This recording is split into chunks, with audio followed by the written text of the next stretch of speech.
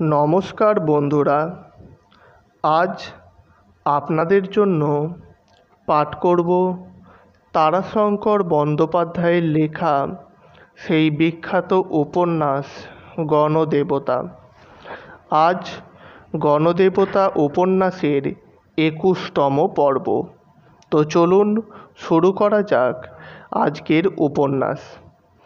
চাষ আর বাস। পল্লীর জীবনে দুইটা ভাগ, মাঠ আর ঘর। এই দুইটি ক্ষেত্রেই এখানে জীবনের সকল আয়োজন, সকল সাধনা। আষাঢ় হইতে ভাদ্র, এই ৩ মাস পল্লীবাসীর দিন কাটে মাঠে, কৃষির লালন পালনে। আশ্বিন হইতে পৌষ, সেই ফসল কাটিয়া ঘরে তোলে, সঙ্গে সঙ্গে করে রবি ফসলের চাষ। এ সময়টাও পল্লী জীবনের ১২ আনা অতিবাহিত হয় মাঠে। মাঘ হইতে চৈত্র পর্যন্ত তাহার ঘরের জীবন। ফসল ঝাড়িয়া, দেনা পাওনা মিটাইয়া সঞ্চয় হয়, আগামী চাষের আয়োজন করে, ঘরের ভিতর বাহির গুছাইয়া লয়। প্রয়োজন থাকিলে নূতন ঘর তৈয়ারি করে, পুরানো ঘর ছাওয়ায়, মেরামত করে, সার কাটিয়া জল দেয়, শন পাকাইয়া দড়ি করে, গল্প গান মজলিস করে, চোখ বুজিয়া হরদম তামাক পোড়ায়, বর্ষার জন্য তামাক কাটিয়া গুড় মাখাইয়া হাঁড়ির মধ্যে পুড়িয়া জলের ভিতর পুঁতিয়া পচাইতে দেয়। চাষির পরিবারের যত বিবাহ সব এই সময়ে, মাঘ হইতে ফাল্গুনে। জোর বড় জোর বৈশাখ পর্যন্ত যায়। হরিজনদের চৈত্র মাসেও বাধা নাই। পৌষ হইতে চৈত্রের মধ্যে বিবাহ তাহারা শেষ করিয়া ফেলে। অকালে চৈত্র মাসের মাঝামাঝি এই অকাল। কালবৈশাখীর ঝড় জলে সেই বাঁধা ধরা জীবনে একটা ধাক্কা দিয়ে গেল। ভোরবেলায় শনের দড়ি পাকানো ছাড়িয়া সবাই মাঠে গিয়া পড়িল। প্রবীণদের সকলের হাতেই হুঁকা, অল্প বয়সীদের কোঁচড়ে অথবা পকেটে দেশলাই বিড়ি, কানে আধ পোড়া বিড়ি। সকলে আপন আপন জমির চারপাশের আইলে ঘুরিয়া বেড়াইতেছে। উঁচু ডাঙা জমিতে ২-৪ জন আজই লাঙলের চাষ দিতে আরম্ভ করিয়াছে। নিম্নভূমি জোলান জমিগুলিতে এখনো জল জমিয়া আছে। ২-৪ দিন গিয়া খানিকটা না শুকাইলে এসব জমিতে চাষ চলিবে না। ময়ূরাক্ষীর চরভূমিতে তরি তরকারির চারাগুলি মাতৃস্তন্য বঞ্চিত শীর্ণকায় শিশুর মতো এতদিন কোনো মতে বাঁচিয়াছিল। এইবার মহিরাবণের পুত্র অহিরাবণের মতো 10 দিনে 10 মূর্তি হইয়া উঠিবে। তিলের ফুল সবে ধরিতেছে, জলটায় তিলের খানিকটা উপকার হইবে। তবে অপকারও কিছু হইয়া গেল। যে ফুলগুলি সদ্য ফুটিয়াছিল, এই বর্ষণে তাহার মধু ধুইয়া যাওয়ায় তাহাতে আর ফল ধরিবে না। এইবার আখ লাগানো চলিবে। জলটায় উপকার হইয়াছে অনেক, তবে গ্রামে ঘরবাড়ির ক্ষতি হইয়াছে প্রচুর। তাহার আর কি করা যাইবে? গ্রামের মেয়েরা ঝড়ে বিপর্যস্ত বাড়িঘর পরিষ্কার করিতে ব্যস্ত। কোমরে কাপড় বাঁধিয়া খড়কুটো জড়ো করিতেছে। সমস্ত সারে ফেলিতে হইবে। ছেলের দল আমবাগানে ছুটিয়া সেই ভোরবেলায় কোঁচর ভরিয়া আমের গুটি কুড়াইতেছে। হরিজনের মেয়েরা ঝুড়ি কাঁখে পথে ঘাটে বাগানে পাতা খড় কাঠি শুকনা ডালপাতা সংগ্রহ করিয়া প্রকাণ্ড বোঝা বাঁধিয়া ঘরে আনিয়া ফেলিতেছে। জ্বালানি হইবে। তাহাদের নিজেদের ঘরদুয়ার এখনো সাফ হয় নাই। পুরুষেরা যে যার কাজে গিয়াছে।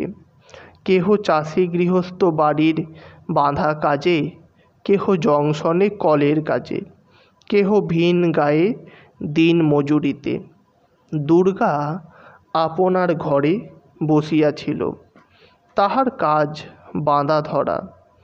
তাহার বাড়ির বাহিরে সে যায় না। সে এই সব পাতা কুড়াইয়া কখনো জ্বালানি করে না। জ্বালানি সে কেনে। ভোরবেলায় এক দফা দুধ দোহাইয়া সে নজরবন্দি বাবুকে দিয়া আসিয়াছে। পথে বিলু দিদিকেও খানিকটা দিয়া সেইখানেই চা খাইয়া বাড়ি আসিয়া বসিয়াছে। আগে আগে কিছুদিন সে চা খাইত কামার বউয়ের বাড়িতে। কামার বউ নজরবন্দি বাবুর চা করিত। নজরবন্দিকে চা দিয়া বাকিটা পদ্ম দুর্গা খাইত। কিন্তু সেদিন পদ্মের সেই রূঢ় কথার পর আর সে কামার বউয়ের বাড়ির ভিতর যায় না। বাহিরে বাহিরেই নজরবন্দি বাবুর দুধের যোগান দিয়া দুই চারটা কাজকর্ম করিয়া চলিয়া আসে। নজরবন্দিও আজ কয়েকদিন তাহাকে কোনো কথা বলে নাই। সে বসিয়া বসিয়া ভাবিতেছিল, কাল হইতে সে আর নিজে দুধ দিতে যাইবে না, মাকে দিয়া পাঠাইয়া দিবে। যে মানুষ কথা কয় না তাহাকে যাচিয়া কথা বলা তাহার অভ্যাস নাই। দুর্গার মা উঠান সাফ করিতেছিল। বউটা ডাল পাতা খড়কুটা কুড়াইতে গিয়াছে। পাতু আপনার ছেলেটাকে লইয়া বসিয়া আছে দাওয়ার উপর। লোকে বলে ছেলেটা নাকি দেখিতে অনেকটা হরেন ঘোষালের মতো হইয়াছে, কিন্তু তবু পাতু ছেলেটাকে বড় ভালোবাসে। বছরখানেকের মধ্যে পাতুর অদ্ভুত পরিবর্তন ঘটিয়া গিয়াছে, অবস্থা এবং প্রকৃতি দুয়েরই। পূর্বে পাতুবায়েন বেশ মাতব্বর লোক ছিল। আচারে ব্যবহারে বেশ একটু ভারিক্কি চাল দেখাইয়া চলিত। তখন পাতুর চালচলতি দেখিয়া লোকে হিংসা করিত। ভাগাড়ের চামড়া হইতে তাহাদের ছিল মোটা আয়। চামড়া বেচিত, কতক চামড়া নিজে পরিষ্কার করিয়া ঢোল তবলা বায়া খোল প্রভৃতি বাদ্যযন্ত্র ছাইয়া দিত। পাতুর ছাওয়া খোল তবলার শব্দের মধ্যে কাঁসর আওয়াজের মিঠা রেশ বাজিত। এই ভাগাড় হইতেই আসিত তাহার আয়ের 12 আনা। বাকি সিকি আয় ছিল চাকরান জমির চাষ এবং এখান ওখানে ঢাকের বাজনা হইতে। ভাগাড়টা এখন হাতছাড়া হইয়া গিয়াছে। জমিদার টাকা লইয়া বন্দোবস্ত করিয়াছে। বন্দোবস্ত লইয়াছে আলেরপুরের রহমত শেখ এবং কঙ্কনার রমেন্দ্র চাটুর্যে। চাকরান জমিও পাতুর গিয়াছে। সে জমি এখন জমিদারের খাস খতিয়ানের অন্তর্ভুক্ত। জমিটা পাতু নিজেই ছাড়িয়া দিয়াছে। না দিয়াই বা উপায় কি ছিল? 3 বিঘা জমি লইয়া 12 মাস পালে পার্বণে ঢাক বাজাইয়া কি হইবে? যেদিন বাজাইতে হইবে সেই দিনটাই মাটি, তার চেয়ে সে বরং নগদ মজুরিতে এখানে ওখানে বাজনা বাজাইয়া আসে, সে ভালো। বায়না থাকিলে পরিষ্কার কাপড়ের ওপর চাদর বাঁধিয়া ঢাক কাঁধে লইয়া পাতু বাহির হয়, ফিরিয়া আসে 2-1 টাকা লইয়া। উপরন্তু 2-1 পুরনো জামা কাপড়ও লাভ হয়। প্রায় 12টা মাসই সে এখন বেকার, জন্মজুর খাটিতেও পারে না। বাধ্যকার বায়েন বলিয়া তাহার একটি সম্ভ্রম আছে। সেজন মজুর খাটিবে কেমন করিয়া? বসিয়া বসিয়া সে ভাগাড়ে বন্দোবস্ত লওয়ার কথাটাই ভাবে। তাহার চেয়েও ভালো হয় যদি চামড়ার ব্যবসায় করিতে পারে। তাহাদেরই স্বজাতি নীলু বায়েন, এখন অবশ্য নীলু দাস, চামড়ার ব্যবসা করিয়া লক্ষপতি ধনী হইয়াছে। এখন সে কলিকাতায় থাকে। মস্ত বড় চামড়ার ব্যবসা, মস্ত বাড়ি করিয়াছে, বাড়িতে ঠাকুর প্রতিষ্ঠা করিয়াছে। সেসব দেখিবার জন্য MA BL পাস করা একজন সরকারি হাকিম সরকারি চাকরি ছাড়িয়া তাহার ম্যানেজারি করিতেছে। প্রকাণ্ড বসতবাড়ি, হাওয়া গাড়ি, ঠাকুর বাড়ি আছে। দেশে আপনার গ্রামে কঙ্কনার বাবুদের মতো স্কুল ও হাসপাতাল করিয়া দিয়াছে। তাহার ছেলে নাকি লাট সাহেবের মেম্বার। পাতু চামড়া ব্যবসায় ও ভাগার বন্দোবস্ত লইবার কল্পনা করে, সঙ্গে সঙ্গে এমনই ঐশ্বর্যের স্বপ্ন দেখে। 12 মাস জীবন ধারণের ব্যবস্থা করে তাহার স্ত্রী এবং দুর্গা। যে পাতু একদা দুর্গাকে কঠিন ক্রোধে লাঞ্ছিত করিয়াছিল চিরপালের প্রতি প্রীতির জন্য, সেই পাতু হরেন ঘোষালের সঙ্গে সাদৃশ্য থাকা সত্ত্বেও ছেলেটাকে ভালোবাসে, দিনরাত আদর করে।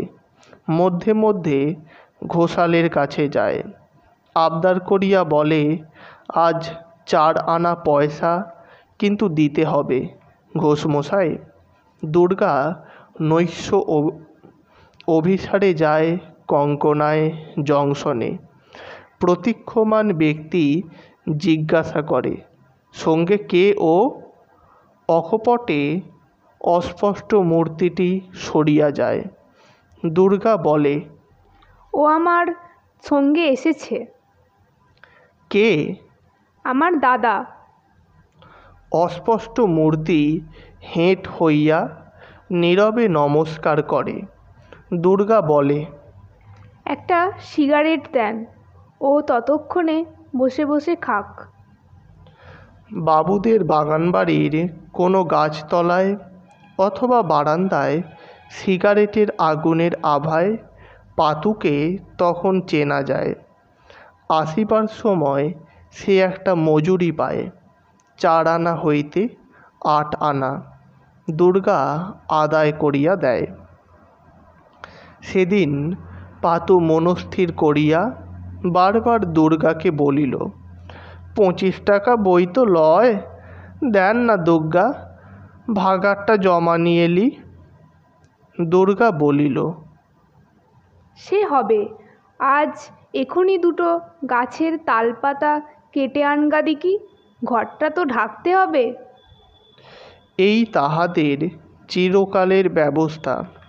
উড়িলে কি পুড়িলে ঘরের জন্য ইহারা ভাবে না, পুড়িলে কাঠ বাঁশের জন্য তবু ভাবনা আছে, উড়িলে সেটা ইহারা গ্রাহ্য করে না।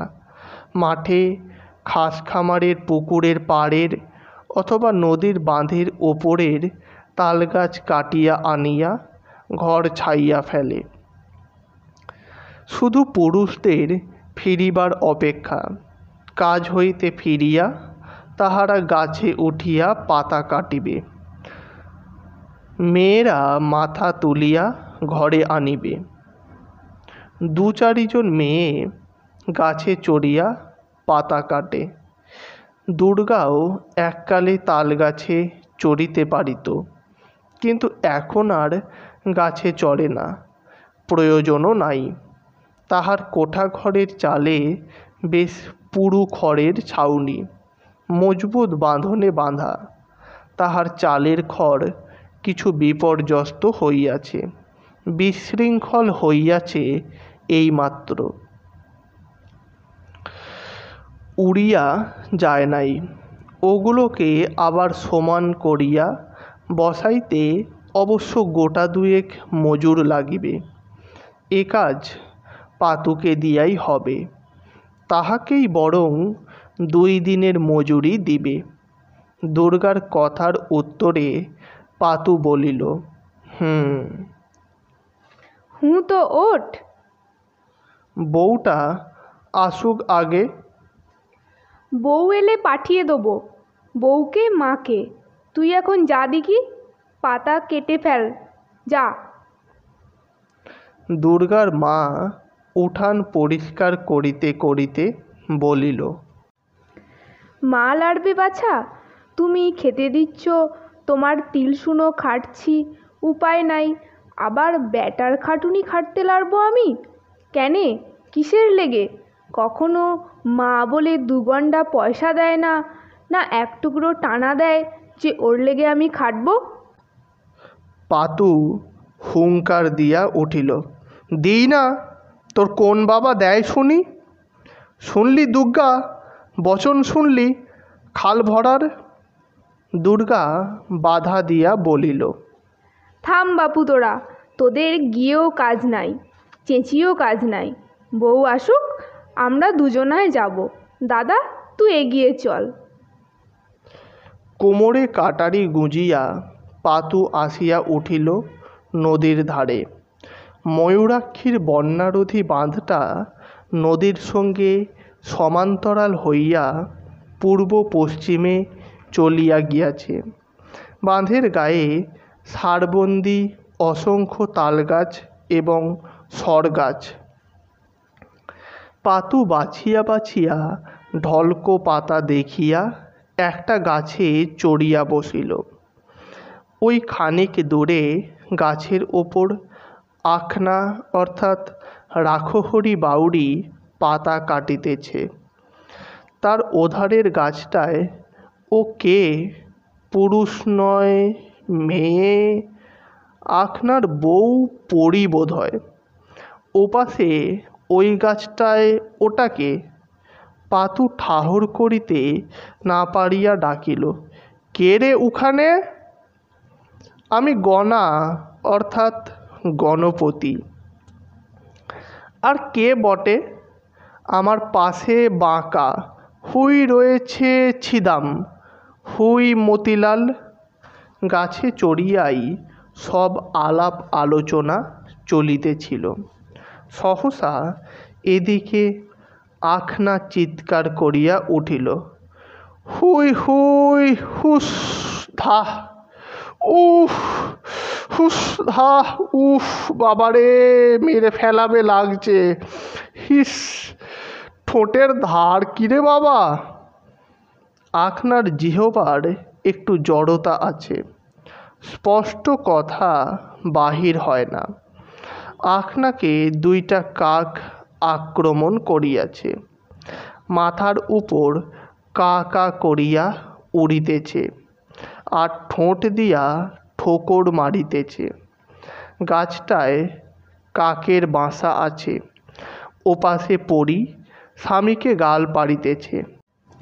ড্যাকরা বাঁশবুকোকে 10 বার যে মানা করলাম, কাকের বাসা আছে, উঠিস না, কেমন হয়েছে? বলিতে বলিতে আখনার বিব্রত অবস্থা দেখিয়া সে খিলখিল করিয়া হাসিয়া সারা হইল। দুমদুম করিয়া একটা শব্দ উঠিল। সর্বনাশ! কে পড়িয়া গেল? ও ভাদ্র মাসের পাকা তালের মতো পড়িয়াছে। ফাটিয়ে গেল না তো? না, মরে নাই, নড়িতেছে। যাক, উঠিয়া বসিয়াছে। বাপ রে, আচ্ছা শক্ত জান, নদীর ধারের ভিজা মাটি, তাই রক্ষা। কিন্তু লোকটা কে? কে বটিস রে? লোকটা উঠিয়া দাঁড়াইয়া জবাব দিল, সাপ, সাপ। খরিস, যেমন ইদিকের পাতায় উঠতে যাব, অমনি শালা ফোঁস করে ফনা নিয়ে উঠেছে উদিকের পাতায়। কি করব? লাফিয়ে পড়লাম। ফড়িংবাউড়ি ছোঁড়া খুব শক্ত, খুব বাঁচিয়েছে আজ। সাপটা পাখির ডিমের সন্ধানে ঠেঙো বাহিয়া গাছে উঠিয়াছে। ওরে বাবা, পাতুর জ্বালাও কম নয়। একটা পাতা কাটিতেই অসংখ্য পিঁপড়ে বাহির হইয়া তাহার সর্বাঙ্গে ছাকিয়া ধরিয়াছে। পাতু গামছাটা খুলিয়া গামছার আঁচড়ে সেগুলোকে ঝাড়িয়া ফেলিতে আরম্ভ করিল। দূর শালা, দূর! ধ্যাৎ, ধ্যাৎ, ধ্যাৎ! দুর্গা আয়না দেখিয়া নড়ুন দিয়া দাঁত চাঁচিতেছিল। পরিষ্কার পরিষ্কার দুর্গার একটা বাতিক। তাহার দাঁতগুলি শাঁখের মতো ঝকঝক করা চাই। মধ্যে মধ্যে দাঁতে একটু আধটু পানের ছোপ পড়ে। খুব ভালো করিয়া দাঁত মাজিলেও যায় না। তখন সে নড়ুন দিয়া সেই ছোপের দাগ চাঁচিয়া তুলিয়া ফেলে। বউ ফিরিলেই সে বউকে লইয়া পাতা বাহিয়া আনিতে হইবে। হাঙ্গামা অনেক, মাথায় চুলে ময়লা লাগিবে, সর্বাঙ্গ ধুলায় ভরিয়া যাইবে, কাপড়খানা আর পরা চলিবে না। কিন্তু উপায় কি? মায়ের পেটের ভাই।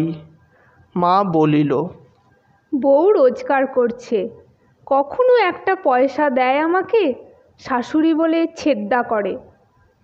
দুর্গা হাসিয়া বলিল, থাক মা, আর বলিস না, ও পয়সা ছুঁতে হয়? মা এবার ঝংকার দিয়া উঠিল, ওলো শীতের বেটি সাবিত্রী আমার। তারপর সে আরম্ভ করিল 3 কালের কথা। তাহার নিজের মা শাশুড়ির আমলের শ্রুতি কথা, নিজেদের কালের স্মৃতি কথা, বর্তমান যুগের প্রত্যক্ষ বধূ কন্যার বিবরণ কাহিনী। অবশেষে বলিল, বউ হারামজাদি সাবিত্রীর তখন ফনা কত কত বলেছিলাম, তার নাক ঘুরিয়ে তখন বলতো ছি। এখন তো সেই ছি তপ্ত ভাতে ঘি হয়েছে, সেই রোজগারে পেট চলছে, পরন চলছে। পাড়ার ভিতর হইতে কে গালি দিতে দিতে আসিতেছিল। দুর্গা বলিল, থাম মা, থাম, আর কেলেঙ্কারি করিস না, নোক আসছে। চিৎকার করিয়া গালি দিতেছিল রাঙা দিদি। হবে না, দুর্গতি হবে না, আরও হবে। এরপর বিনি ঝড়ে উড়ে যাবে, বিনি আগুনে পুড়ে যাবে, ধানের ভেতর চাল থাকবে না, শুধু আগড়া হবে। দুর্গা হাসিয়া প্রশ্ন করিল, কি হলো রাঙা দিদি? রাঙা দিদি সেই সুরের ঝংকার দিয়া উঠিল, ধর্মকে সব পুড়িয়ে খেলো মা, পৃথিবীতে ধর্ম বলে আর রইল না কিছু। চিৎকার করিয়া দুর্গা বলিল, কি হলো কি? কে কি করলে? ওই গাঁদামিনসে গোবিন্দে এতকাল দিয়ে এসে আজ বলছে না। কি দিচ্ছে না? কি কেন, তুই আবার বেলার থেকে এলি নাকি? পাড়ার লোক জানে, গ্রামের লোক জানে, তুই জানিস না? বলি তুই কে লাছুড়ি? একে তো চোখে দেখতে পাই না, তার ওপর মুখ পোড়া সূর্যির রোদের ছটা দেখ কেনে। চিনতে লারছি, তুই কে? আমি দুর্গা গো। দুর্গা? মরণ! আপন ঠেকারেই আছিস, পরের কথা মনে থাকে না কেনে? গোবিন্দের বাবা আমার কাছে 2 টাকা ধার নিয়েছিল, জানিস না? বুড়ো ফি মাসে 2 আনা সুদ আমাকে দিয়ে আসতো। তাছাড়া যখন ডেকেছি তখনই এসেছে। ঘরে গোঁজা দিয়েছে, বর্ষায় নালা ছাড়িয়ে দিয়েছে। সে মোলো। তারপর গোবিন্দ 10-12 বছর মাসে মাসে সুদ দিয়েছে, ডাকলে এসেছে। আজ ডাকতে এলাম তা বলে কি না মোল্লান অনেক দিয়েছি, আর সুদও দেবো না, আসলও দেবো না, বেগারও দেবো না। আমি চললাম দেবুর কাছে। চারপো কলি। মা, এখন যদি সবাই এই বলে তো আমার কি দুর্গতি হবে? এমন খাতক বৃদ্ধার অনেকগুলি আছে, অন্তত 10-12 জন। 2 কুঁড়ির ওপর টাকা পড়িয়া আছে। পুরুষানুক্রমে তাহারা সুদ গণিয়া যাইতেছে। বৃদ্ধ মরিলে তার আসল লাগিবে না। তবে এমন মহাজন গ্রামে আরও কয়েকজন আছে, সকলে প্রায় স্ত্রীলোক, এবং তাহাদের ওয়ারিশ আছে। আসলে ইহাদের ঋণ আইনের ধারাই এমনই। বৃদ্ধা যাইতে যাইতে আবার দাঁড়াইল। বলি দুর্গা, শোন। কি বলো? একজোড়া মাকুড়ি আছে, লিবি? সোনার মাকুড়ি। মাকুড়ি? কার মাকুড়ি? কার জিনিস বটে? আয় আমার সঙ্গে, খুব ভালো জিনিস। জিনিস একজনার বটে, কিন্তু সে নেবে না। তা মাকুড়ি কি করব আমি? তুই লিস তো দেখ। না দিদি, আজ হবে না। আজ এখন তালপাতা আনতে যাব। মরণ! তুই আবার তালপাতা নিয়ে কি করবি? আমার নয়, দাদার লেগে। ওরে দাদা সোহাগী আমার, দাদার লেগে ভেবে ভেবে তো মরে গেলি। বুড়ি আপন মনেই বক বক করিতে করিতে পথ ধরিল। কিছু দূর গিয়া এক গর্তের কাদায় পড়িয়া বৃদ্ধা মেঘকে গাল দিল। ইউনিয়ন বোর্ডের ট্যাক্স আদায়কারীকে গাল দিল। কয়েকটা ছেলে কাদা লইয়া খেলিতেছিল, তাহাদের 14 পিতৃপুরুষকে গাল দিল। তারপর জগন ডাক্তারের ডাক্তারখানার সম্মুখে ওষুধের গন্ধে নাকে কাপড় দিয়া ওষুধকে গাল দিল, ডাক্তারকে গাল দিল, রোগকে গাল দিল, রোগীকেও গাল দিল। টাকা মারা যাইবার আশঙ্কায় বৃদ্ধা আজ ক্ষিপ্ত হইয়া উঠিয়াছে। দেবুর বাড়ির কাছে আসিয়া ডাকিল, দেবু পণ্ডিত। কেহ সাড়া দিল না। বিরক্ত হইয়া বৃদ্ধা বাড়ি ঢুকিল। বলি, কানের মাথা খেয়েছিস নাকি তোরা? ও দেবু! বিলু বাহির হইয়া আসিল। কে, রাঙা দিদি? আমার মতো কানের মাথা খেয়েছিস? চোখের মাথা খেয়েছিস? শুনতে পাস না, দেখতে পাস না? বিলু ঠোঁটের কোণে ঈষৎ হাসিল। এ কথার কোনো উত্তর দিল না। বুঝিল রাঙা দিদি বেজায় চটিয়াছে। সেই ছোড়া কই দেবা? বাড়িতে নেই রাঙা দিদি। কি বললি? চেঁচিয়ে বল। গাড়ি কোথা থেকে এলো আবার? গাড়িতে নয়, বাড়িতে নেই, চণ্ডীমণ্ডপে গেল। চণ্ডীমণ্ডপে? হ্যাঁ। আচ্ছা, সেখানে যাচ্ছি আমি, বিচার হয় কি না দেখি। ভালোই হলো, দেবু দেবুও আছে, ছিরুও আছে। কান ধরে নিয়ে আসুক হারামজাদাকে। এত বড় বার হয়েছে, ধম্ম নাই, বিচার নাই। বুড়ি বকিতে বকিতে চলিল চণ্ডী মণ্ডপের দিকে।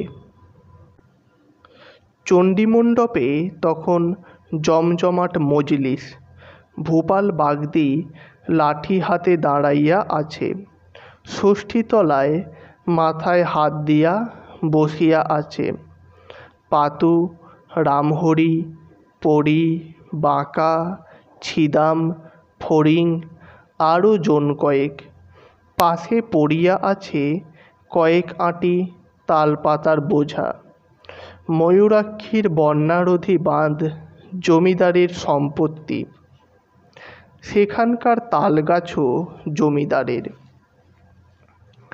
সেই গাছ হইতে পাতা কাটার অপরাধে ভূপাল সকলকে ধরিয়া আনিয়াছে। শ্রীহরি গম্ভীর মুখে গড়গড়া টানিতেছে। দেবু একধারে চুপ করিয়া বসিয়া আছে। তাহাকে ডাকিয়া আনিয়াছে পাতুদের দল। হরেন ঘোষাল নিজেই আসিয়াছে।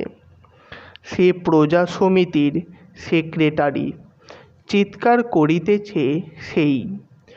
ওরা চিরকাল পাতা কেটে আসছে, বাপ পিতামহের আমল থেকে।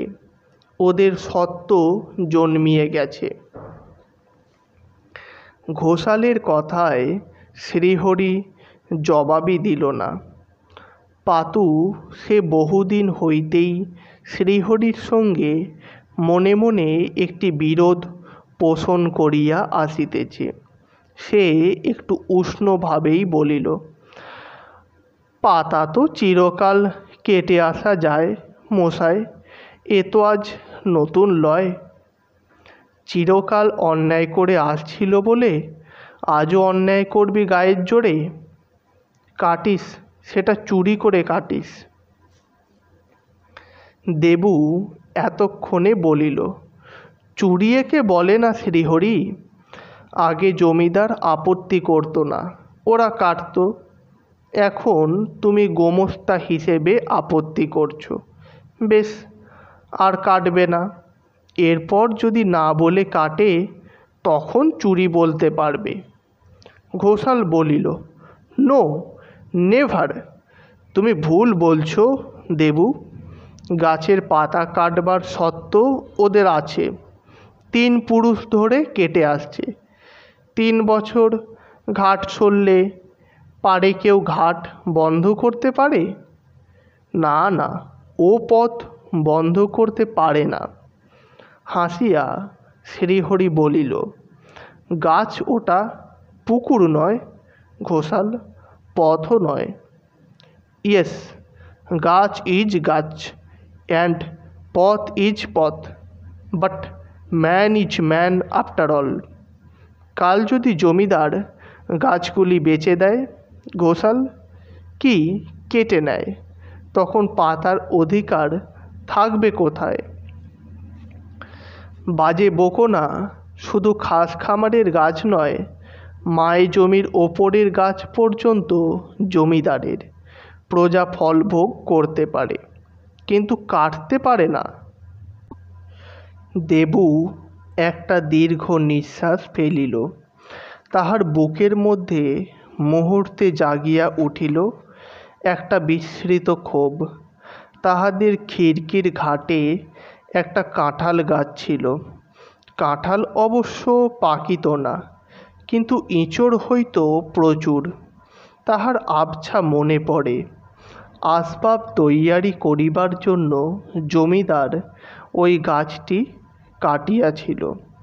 কিছু দাম নাকি দিয়াছিল, কিন্তু প্রথমে তাহার বাপ আপত্তি করায় ওই আইন বলে জোর করিয়া কাটিয়াছিল।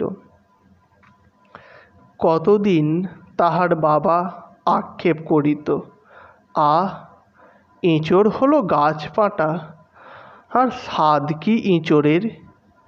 দেবু বলিল, তাহলে তাই করো শ্রীহরি, গাছগুলো সব কেটে নাও, প্রজারা ফল খাবে না। শ্রীহরি হাসিল। তুমি মিছে রাগ করছো দেবু খুঁড়ো, ওটা আমি আইনের কথা কথায় কথায় বললাম। জমিদার তা করবেন কেন? তবে প্রজা যদি রাজার সঙ্গে বিরোধ করে তখন আইন মতন চলতে রাজারই বা দোষ কী? বেআইনি বা অন্যায় তো হবে না। কিন্তু এ গরিব প্রজার কি বিরোধ করলে শুনি? হঠাৎ এদের এরকম ধরে আনার মানে? ওদের জিজ্ঞেস করো, ওই প্রজা সমিতির সেক্রেটারি বাবুকে জিজ্ঞেস করো। তারপর হরিজনদের দিকে চাহিয়া শ্রীহরি বলিল, কিরে, চণ্ডীমণ্ডপ ছাওয়াতে পয়সা নিবি না তোরা? কথাটা এতক্ষণে স্পষ্ট হইল। সকলে স্তব্ধ হইয়া গেল, কিন্তু সকলেই অন্তরে অন্তরে একটা জ্বালা অনুভব করিল। সর্বাপেক্ষা সেটা বেশি অনুভব করিল দেবু। তালপাতার মূল্য এবং চণ্ডীমণ্ডপ ছাওয়ানোর মজুরির অসঙ্গতি তাহার হেতু নয়, তাহার হেতু সমগ্র ব্যাপারটার মধ্যে শ্রীহরির ভঙ্গি। রাঙাদিদি খানিকক্ষণ আগে এখানে আসিয়া ব্যাপার দেখিয়া শুনিয়া অবাক হইয়া দাঁড়াইয়াছিল। কানে ভালো শুনিতে পায় না। কিছুক্ষণ দাঁড়াইয়া ব্যাপারটা সে বুঝিল। তারপর বলিল, হ্যাঁ ড্যাকরা, তোরা চণ্ডীমণ্ডপ ছাওয়াবি না? আসপদ্দা দেখো, মাগো কোথায় যাব? হরেন ঘোষাল সুযোগ পাইয়া রাঙাদিদিকে ধমক দিল, যা বুঝো না তা নিয়ে কথা বলো না রাঙাদিদি। চণ্ডীমণ্ডপ এখন কার? চণ্ডীমণ্ডপ থাকলো না থাকলো তা ওদের কি? ওদের তো ওদের, গাঁয়ের লোকেরই বা কি অধিকার আছে? চণ্ডীমণ্ডপ জমিদারের, চণ্ডীমণ্ডপ নয়। এটা এখন জমিদারের কাছারি। তা রাজারও যা, পেজারও তাই। রাজার হলেই পেজার। দেবু হাসিয়া বেশ জোর গলাতেই বলল, সে তো ওই তালপাতাতেই দেখছো রাঙা দিদি। কে, দেবু? হ্যাঁ। তা বটে ভাই। তা হ্যাঁ ছিহরি, তালপাতা বই তো লয়, তা যদি ওরা রাজার না লেবে তো পাবে কোথা? শ্রীহরি অত্যন্ত রূঢ়ভাবে ধমক দিল, যাও যাও, তুমি বাড়ি যাও।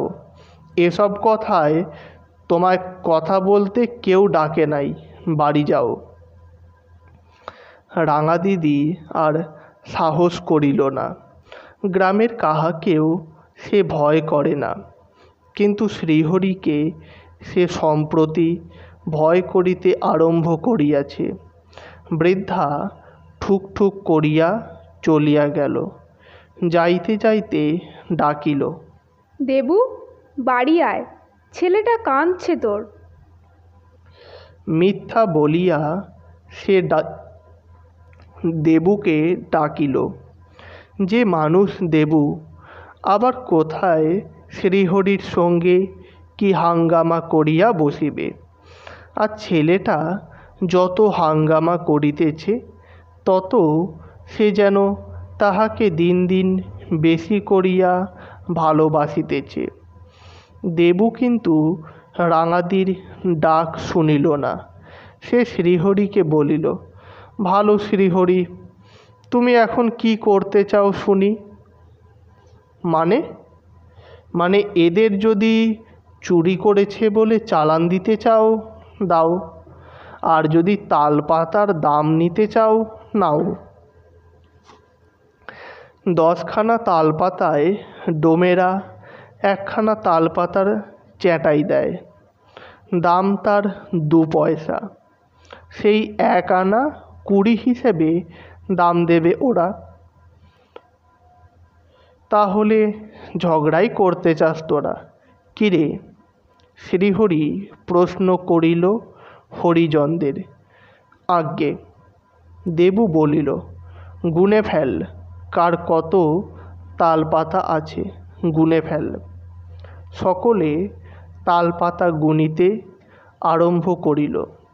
মুহূর্তে শ্রীহরি ভীষণ হইয়া উঠিল। হিংস্র ক্রুদ্ধ গর্জনে সে এক হাঁক মারিয়া উঠিল, বস, রাখ তালপাতা। তাহার আকস্মিক দুর্দান্ত ক্রোধের এই সশব্দ প্রকাশের প্রচণ্ডতায় সকলে চমকিয়া উঠিল। হরিজনেরা তালপাতা ছাড়িয়া সরিয়া দাঁড়াইল। কেবল পাতু তালপাতা ছাড়িয়াও সেইখানেই দাঁড়াইয়া রহিল। ভবেশ, হরিশ শ্রীহরির পাশেই বসিয়াছিল। তাহারা চমকিয়া উঠিল। হরেন ঘোষাল প্রায় আঁতকাইয়া উঠিয়াছিল। সে কয়েক পা সরিয়া গিয়া বিস্ফারিত চোখে শ্রীহরির দিকে চাহিয়া রহিল। দেবু চমকিয়া উঠিয়াছিল, কিন্তু পর মুহূর্তেই আত্মসংবরণ করিয়া উঠিয়া দাঁড়াইল। বাউরি ও বায়েনদের কাছে আগাইয়া আসিয়া সে দৃঢ় কণ্ঠে বলিল, থাক তালপাতা পড়ে, উঠে আয় তোরা এখান থেকে, আমি বলছি, ওঠ। সকলে একবার তাহার মুখের দিকে চাহিল। তাহার শীর্ণ মুখখানির সে এক অদ্ভুত তেজোদ্দীপ্ত রূপ। সে দীপ্তির মধ্যে বোধ করি তাহারা অভয় খুঁজিয়া পাইল। তাহার সঙ্গে চণ্ডীমণ্ডপ হইতে বাহির হইবার জন্য পা বাড়াইল। শ্রীহরি ডাকিল, ভূপাল, আটক কর বেটাদের। দেবু তাহার দিকে চাহিয়া একটু মৃদু হাসিল। তারপর পাতুদের বলিল, যে যার এখান থেকে যা, আমার গায়ে হাত না দিয়ে কেউ তোদের ছুঁতে পারবে না। হরেন ঘোষাল দ্রুত পদে সকলের অগ্রগামী হইয়া পথ ধরিয়া বলিল, চলে আয়। সকলের শেষে চণ্ডীমণ্ডপ হইতে নামিয়া আসিল দেবু। শ্রীহরির পিঙ্গল চোখ দুইটি ক্রূর শনিগ্রহের মতো হিংস্র হইয়া উঠিল। ঠিক ওই মুহূর্তেই রাস্তার উপর হইতে কে উচ্চ কণ্ঠে তীক্ষ্ণ ব্যঙ্গে বলিয়া উঠিল, হরি হরি বলো ভাই, হরি হরি বলো। বলিয়াই হো হো করিয়া এক প্রচণ্ড উচ্চ হাস্যে সব যেন ভাসাইয়া দিল। সে অনিরুদ্ধ। অনিরুদ্ধ হাততালি দিয়া উচ্চ হাসি হাসিয়া যেন নাচিতে লাগিল। শ্রীহরির এই অপমানে তাহার আনন্দের সীমা ছিল না। শ্রীহরি কিছুক্ষণ চুপ করিয়া থাকিয়া একটা ক্রুদ্ধ দীর্ঘ নিঃশ্বাস ফেলিল। ভবেশ, হরিশ প্রভৃতি প্রবীণ মাতব্বর, যাহারা তাহার অনুগত, তাহারাও এ ব্যাপারে স্তম্ভিত হইয়া গেল। কিছুক্ষণ পর ভবেশই প্রথম কথা বলিল, ঘোর কলি, বুঝলে হরিশ খুঁড়ো। শ্রীহরি এবার বলিল, আমাকে কিন্তু আর আপনারা দোষ দেবেন না। হরিশ বলিল, দোষ আবার কি করে দিই ভাই, স্বচক্ষে তো সব দেখলাম। ভূপাল। শ্রীহরি ভূপালকে ডাকিল, আজ্ঞে, তোমার দ্বারা কাজ চলবে না বাবা। আজ্ঞে। ভূপাল মাথা চুলকাইতে আরম্ভ করিল। ভবেশ বলিল, এতগুলো লোকের কাছে ভূপাল কি করত বাবা? শ্রীহরি, ও বেচারার দোষ কি? আগে তার ওপর আমি চৌকিদার, ফৌজদারি আমি কি করে করি? আপনি ইউনিয়ন বোর্ডের মেম্বার, আপনি বলুন হুজুর। শ্রীহরি বলিল, তুই একবার কঙ্কনায় যা, বাড়ুজ্যে বাবুদের বুড়ো চাপরাশি নাদের শেখের কাছে যাবি। তাকে বলবি তোমার ছেলে কালু শেখকে ঘোষমশাইয়ের কাছে পাঠিয়ে দাও, ঘোষমশাই রাখবেন। কালু শেখ সভয়ে সবিস্ময়ে প্রশ্ন করিল, ভবেশ? হ্যাঁ, কালু শেখ। নাদের শেখ এককালের বিখ্যাত লাঠিয়াল। কালু তাহার উপযুক্ত পুত্র, তরুণ জোয়ান, শক্তিশালী, দুর্দান্ত সাহসী। দাঙ্গা করিয়া সে একবার কিছুকাল জেল খাটিয়াছে। তারপর ডাকাতির অপরাধে সন্দেহে চালান গিয়াছিল, কিন্তু প্রমাণ অভাবে খালাস পাইয়াছে। কালু শেখ ভয়ঙ্কর জীব। শ্রীহরি বলিল, অন্যায় আমি করিব না হরিশ দাদা, কারো অনিষ্টও আমি করতে চাই না, কিন্তু আমার মাথায় যে পা দেবে তাকে আমি শেষ করব, সে অন্যায়ই হোক আর অধর্মই হোক। আবার কিছুক্ষণ চুপ করিয়া থাকিয়া বলিল, এই ছোট লোকের দল, বর্ষায় আমি ধান দিই তবে খায়, আজ আমাকে অমান্য করে উঠে গেল ওই দেবু ঘোষ। সেটেলমেন্টের সময় আমি ওর জমি জমা সমস্ত নির্ভুল করে লিখিয়েছি, দুবেলা খোঁজ করেছি ওর ছেলের পরিবারের। জানো হরিশ দাদা, ফের যাতে স্কুলের কাজটি হয় তার জন্যেও চেষ্টা করেছিলাম, প্রেসিডেন্টকেও বলেছি। ভবেশ বলিল, কলিতে কারু ভালো করতে নাই বাবা, কাল হয়েছে ওই নজরবন্দি ছোঁড়া, ওই এই সব করছে, কামার বউটাকে নিয়ে ঢলাঢলি করছে, আর ওই শালা কর্মকার। কথা বলিতে বলিতে শ্রীহরি নিষ্ঠুর হইয়া উঠিল। নেমক হারামের গ্রাম, এক এক সময় মনে হয় এ গাঁয়ের সর্বনাশ করে দিই। হরিশ বলিল, তা বললে চলবে কেনে ভাই?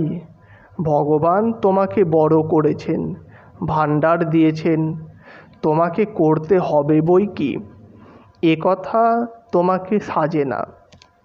কিছুক্ষণ চুপ করিয়া থাকিয়া শ্রীহরি সহজ স্বরেই বলিল, হরিশ দাদা, ষষ্ঠী কাকাকে বলুন এইবার কাজ আরম্ভ করে দিক। ইট তো তোমার পুড়ে রয়েছে, স্কুলের মেঝে না হয় 10 দিন পরে হবে, জল পড়ুক ভালো করে, নইলে ফেটে যাবে মেঝে। কিন্তু সাঁকোটা এখন না করলে কখন করবে? তার উপর ওটা আমার কাজ নয়। আমি অবশ্যই 10 টাকা দিয়েছি, কিন্তু সে ইউনিয়ন বোর্ডকে দিয়েছি সাঁকো করবার জন্য। ইউনিয়ন বোর্ডকে আমি বলবো কি? হরিশের ছেলে ষষ্ঠী শ্রীহরির পৃষ্ঠপোষকতায় আজকাল ঠিকাদারির কাজ করিতেছে। ইউনিয়ন বোর্ড হইতে শিবকালীপুরের রাস্তায় একটা সাঁকো হইবে। শ্রীহরি নিজে স্কুলের মেঝে বাঁধাইয়া দিবে।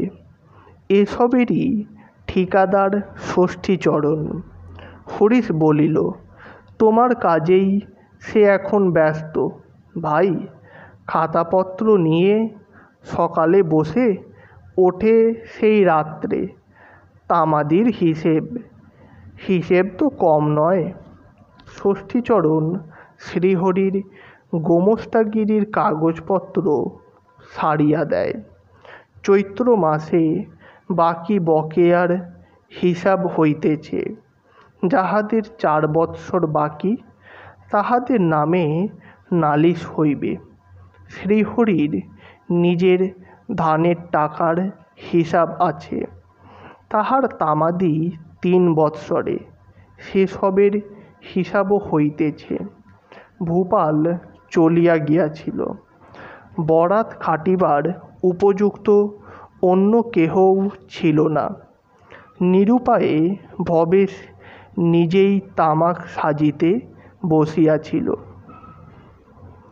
ষষ্ঠীতলার ধারে কাঠের ধুনি জ্বলে। সেখানে বসিয়া কলকেতে আগুন তুলিতে তুলিতে ভবেশ কাহাকে ডাকিল, কে রে, ও ছেলে।